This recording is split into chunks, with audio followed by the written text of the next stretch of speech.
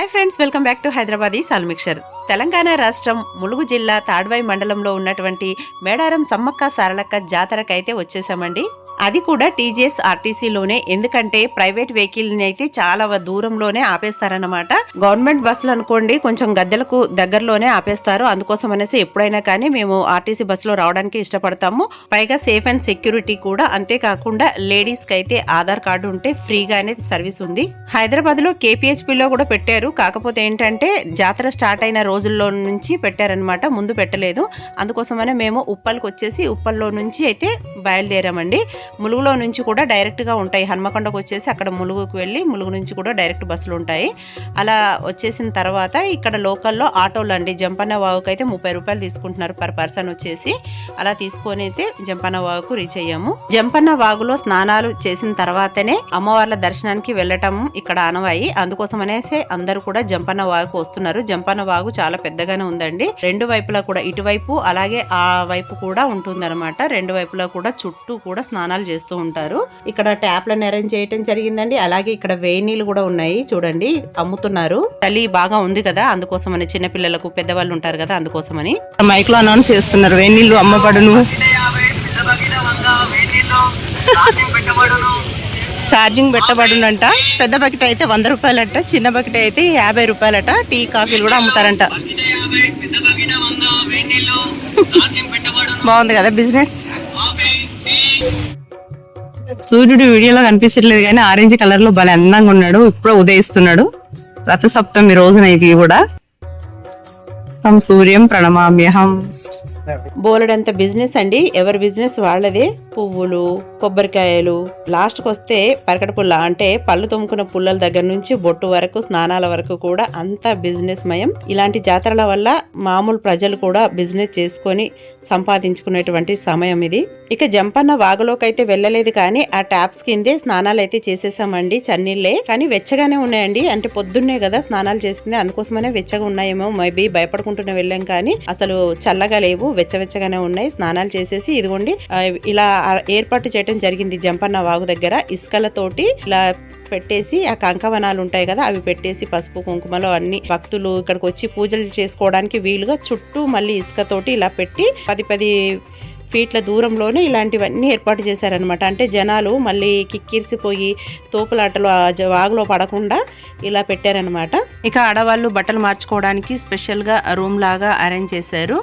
చుట్టుపక్కల కూడా కొబ్బరికాయలు, పసుపు కుంకుమ, బంగారం అన్నీ కూడా అందుబాటులోనే ఉన్నాయండి, తీసుకొచ్చుకోవచ్చు. సమ్మక్క జాతరకు వచ్చిన వాళ్ళు జంపన్న వాగులో ఖచ్చితంగా స్నానాలు చేస్తారు. ఎందుకంటే జంపన్న అమ్మవారికి అంటే సమ్మక్క తల్లికి కొడుకవుతాడు. తను గిరిజనుల పైన విధించినటువంటి కప్పం విషయంలో వీరోచితంగా పోరాడి ఒళ్ళంతా తూట్లమయంతో చివరికి ఈ సంపంగి వాగులో వచ్చి వీరమరణం పొందారు. అప్పుడు ఈ వాగంతా కూడా ఎర్రగా మారిందంట. ఇప్పటికీ కూడా అది ఎర్రగానే ఉంటుందని ప్రజల యొక్క ప్రగాఢ విశ్వాసం. అందుకే ఇక్కడ ఖచ్చితంగా ఈ వాగులో స్నానాలు ఆచరించి తర్వాతనే అమ్మవారి దర్శనానికి వెళ్తారు. ఈ మేడారం జాతరలో ప్రత్యేకత ఏంటంటే ఎక్కడ కూడా పర్టికులర్ గా గుళ్ళు ఉండవు, అలాగే విగ్రహాలు కూడా ఉండవండి. ఇసుకలు అలాగే కర్రలను, చెట్లను ఆరాధిస్తూ ఉంటారు. వైవిధ్యభరితంగా ఉంటుందన్నమాట. ఇక్కడ ప్రసాదాలే కానీ పూజలే కానీ అన్ని కూడా డిఫరెంట్ గా ఉంటాయి. ఓవరాల్ గా ప్రకృతిని ఆరాధిస్తూ ఉంటారు ఈ మేడారం జాతరలో. ఇదే ప్రత్యేకత ఇక్కడ. ఇక్కడ పూజలు చేసుకొని సమ్మక్క గద్దెలకైతే మొక్కులు తీర్చుకోవడానికి అయితే వెళ్తున్నామండి. పోయేదొరలు ఇక్కడ ప్రత్యేకం. వీళ్ళు జాతకం చెప్తే కరెక్ట్ గా చెప్తారండి. ఇక్కడ వనమూలికలు కూడా వీళ్ళు అమ్ముతూ ఉంటారు. వనదేవతల స్వరూపాలుగా వీళ్ళు ఉంటారు. కుర్రో అని అంటుంటారు. అమ్మవారికి ఎంతో ప్రీతి పాత్రమైనది బంగారం. బంగారం అంటే ఇదిగోండి ఇదే బెల్లం. బెల్లాన్నే ఇక్కడ బంగారం అని అంటారు. పోలీస్ బందోబస్తు ఎక్కడికక్కడ ఉంది. జంపన్న వాగు నుంచి టెంపుల్కి వెళ్తున్నాము. టెంపుల్కి అయితే ఆటోకి 20 రూపీస్. చాలా క్రౌడ్ ఉంది, నడిచి వెళ్ళొచ్చు, కాకపోతే టైం సేఫ్ అవుతుందని ఆటోలో వెళ్తున్నాం. ఇక్కడ ట్రైబల్ లైఫ్ హిస్టరీ అయితే చాలా బాగా పెట్టారు సెంటర్ లో. అలాగే మనం వస్తూ ఉంటే ఈ ఎత్తు బంగారాలను అయితే ఇక్కడ విశేషంగా అమ్మవారికి చెల్లిస్తూ ఉంటారండి. ఈ త్రాసును కడిగి పసుపు, బొట్లు, కొబ్బరికాయ, అగరబత్తులు పెట్టి ఆ తర్వాత ఎత్తు బంగారాలను అయితే ఎవరికైతే ఇస్తారో వాళ్ళని కూర్చుండబెట్టి వాళ్ళకన్నా కొంచెం ఎక్కువ బంగారం చెల్లిస్తారు.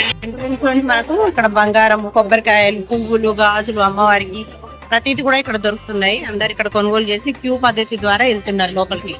వెళ్లే దారంతా మనకు ఈ గోడల పైన ట్రైబల్ హిస్టరీ అంతా ఆర్ట్ ద్వారా వేశారు చూడండి. అలాగే ఇక్కడ ఎంతో ఎత్తైనటువంటి కట్టడాలను అయితే నిర్మించారు రాతి వాటితో. ఎంత బాగున్నాయో చూడండి. అలాగే మధ్యలో మనకి ఇక్కడ గంటలను అయితే ఏర్పాటు చేయడం జరిగిందండి. ఆ కట్టడాల పైన కూడా ఆ కాలం నాటి గిరిజనుల యొక్క జీవన శైలిని అయితే ఇక్కడ చిత్రీకరించడం జరిగింది.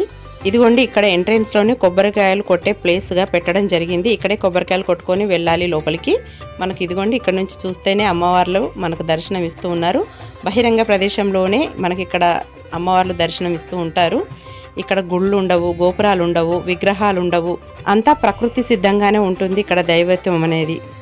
ఇక్కడ ట్రైబల్ వాళ్ళది చూడండి, వాళ్ళ జీవన శైలి, వాళ్ళ నృత్యాలను ఇక్కడ పెట్టారు సమ్మక్క జాతరకు.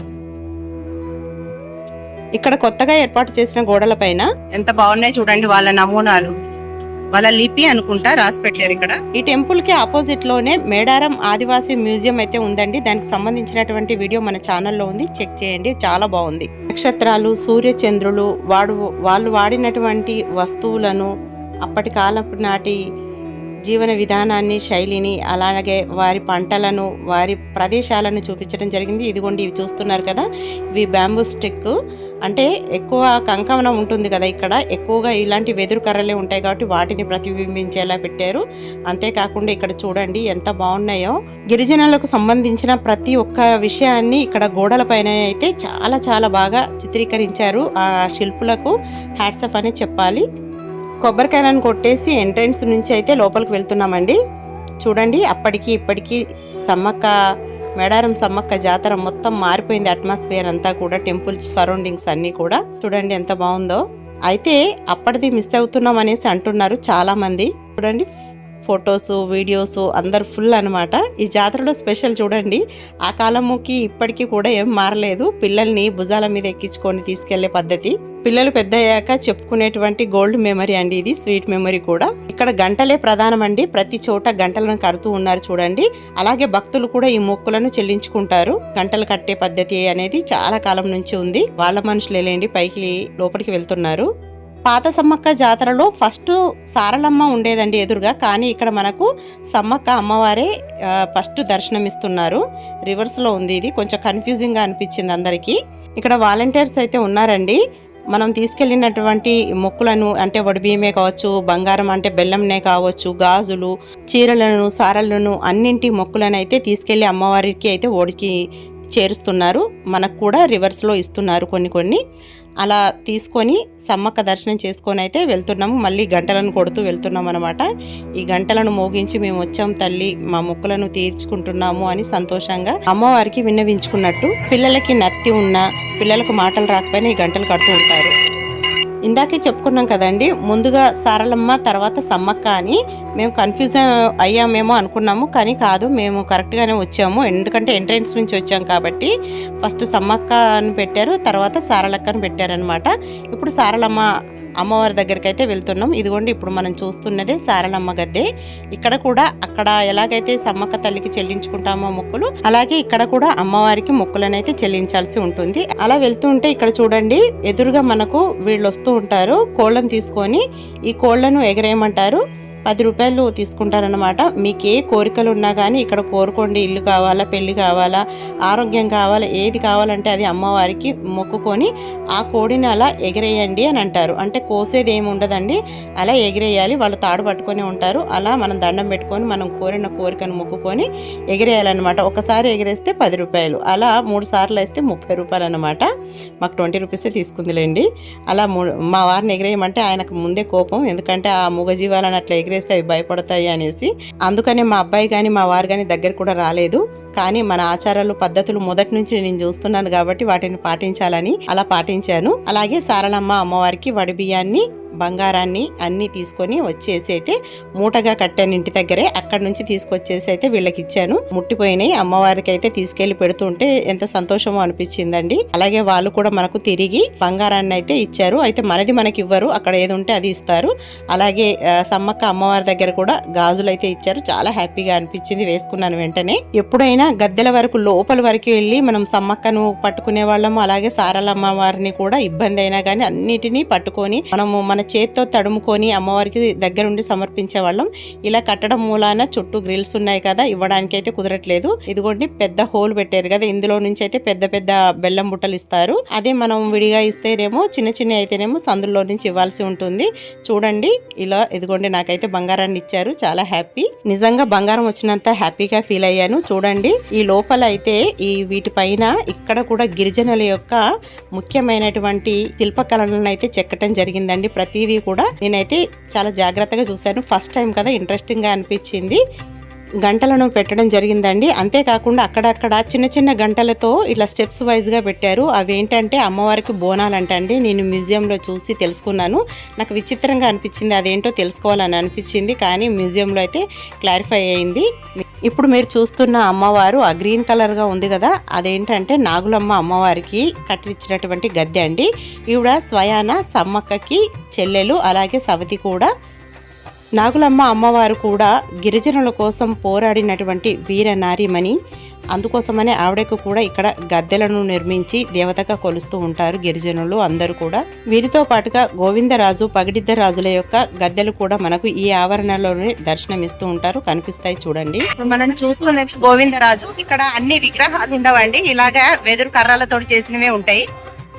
ఇక్కడ అందరు సెక్యూరిటీగా తలకు క్యాపులు పెట్టుకొని వెళ్తున్నారు చూడండి. ఎందుకంటే బంగారాన్ని విసిరేస్తూ ఉంటారు భక్తులు పైనుంచి, అందుకోసం అనేసి ఇలా క్యాపులు పెట్టుంటారు. విఐపీలు అందరూ కూడా ఇట్లా వస్తూ ఉంటారండి లోపల నుండి.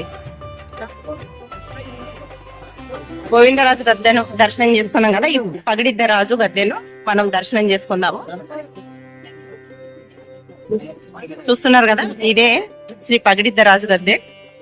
పగిడిద్దరాజు అని అంటే ఎవరో తెలుసా అండి? మన సమ్మక్క హీరో అంటే భర్త అన్నమాట.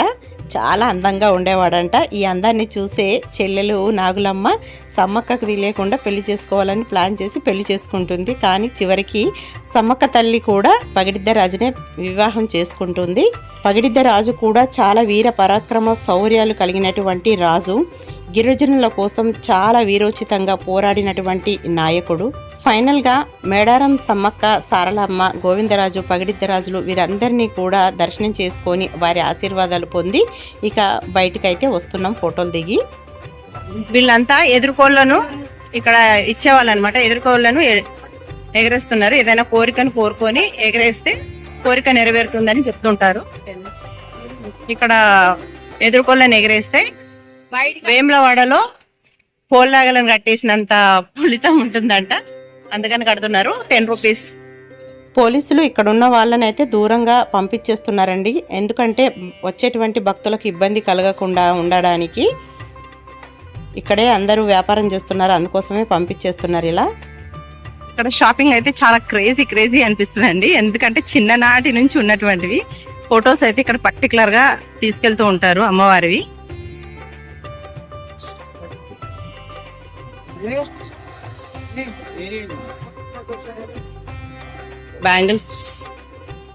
బ్యాంగిల్స్ కలెక్షన్స్ అయితే చాలా బాగున్నాయి కదా. ఎక్కడికి వచ్చినా, ఏ జాతరకు వచ్చినా గాజులను అయితే ఖచ్చితంగా తీసుకుంటారు. గాజులని, కుంకుమని. పిల్లలు ఆడుకోవడానికి టాయ్స్ అయితే చాలా ఉన్నాయండి. అంటే తెలంగాణలో ఇదిగోండి ఇవే ప్రత్యేకమైనటువంటి ప్రసాదాలు అనమాట. బోల్పేలలు, చిలుకలు, బచ్చీసలు అంటారు కదా, ఇవే ఉంటాయి. ఇక్కడ వెదురువి అమ్ముతున్నారండి, బాగున్నాయి. ఇక దర్శనం చేసుకున్నాక కొంతమంది ఇంటికైతే వెళ్తారు, కొంతమంది నిద్రలు చేస్తారు. 3 రోజులు కూడా కొంతమంది ఉంటారు. ఒక్క రోజు ఉండే వాళ్ళు కూడా ఉండి వెంటనే వెళ్ళిపోతారు. కొంతమంది అయితే వంటలు కూడా చేసుకుంటారు. అందులో భాగంగా కోళ్లను కోసుకుంటారు, ఏటలను వేసుకుంటారు. ఇంటి దగ్గర కూడా చేసుకొని రావచ్చు, కొంతమంది ఇక్కడ కూడా చేసుకుంటారు. అదే విధంగా అక్క వాళ్ళు కూడా ఏటనైతే వేసేసుకున్నారు. చాలా మంది ఫ్రెండ్స్ కలిసి వచ్చి చేసుకుంటారు, ఇలా కుటుంబాలతోటి వచ్చి చేసుకుంటారు. రకరకాలుగా ఎలా మొక్కుకుంటే అలాగా మొక్కుకొని చేసుకుంటారు. సరదాగా కూడా చేసుకునే వాళ్ళు, వచ్చే వాళ్ళు చాలా మంది ఉంటారు అమ్మవారి ఆశీర్వాదం కోసం. ఇక్కడ పెద్ద రిసార్ట్స్ అవసరం లేదు, ఇండ్లు అవసరం లేదు, ఏమీ లేదండి. అడవిలోనే ఎక్కడ పడితే అక్కడ కొంచెం నీళ్ళ సౌలతి అలాగే కొంచెం నీడ ఉంటే చాలు. ఇలాంటి ప్రదేశాలలో కూర్చొని చక్కగా వంట ఆ చెట్ల కిందనే కర్రలకి మీద వంట చేసుకుంటారు. గ్యాస్ స్టవ్లు కూడా తెచ్చుకొని వంట చేసుకొని ఎక్కడ పడితే అక్కడే వంటలు చేసుకొని చక్కగా భోజనాలు అయితే చేసుకుంటారు. చాలా సరదాగా అయితే గడుపుతారండి. ఇదండి మేము 2026లో మేడారం జాతర సంబరాలను అయితే ఇలా జరుపుకున్నాం. నాకు తెలిసినంత వరకు ఈ మేడారం విశేషాలను అయితే మీకు చూపిస్తూ తెలియజేశాను. సో ఈ వీడియో కనుక మీకు నచ్చినట్లయితే లైక్ చేయండి, షేర్ చేయండి. కొత్తగా మన ఛానల్ని చూస్తున్నట్లయితే సబ్స్క్రైబ్ చేసి బెల్ బటన్ని ఎనేబుల్ చేయండి. మరో మంచి వీడియోతో మళ్ళీ కలుస్తాను. అంతవరకు అందరూ బాగుండాలి, అందులో మనం ఉండాలి. మళ్ళీ వచ్చే 2 ఏళ్ల దాకా అందరినీ చల్లగా చూడమ్మ తల్లి. సమ్మక్క సారక్కకి జై. స్వస్తి.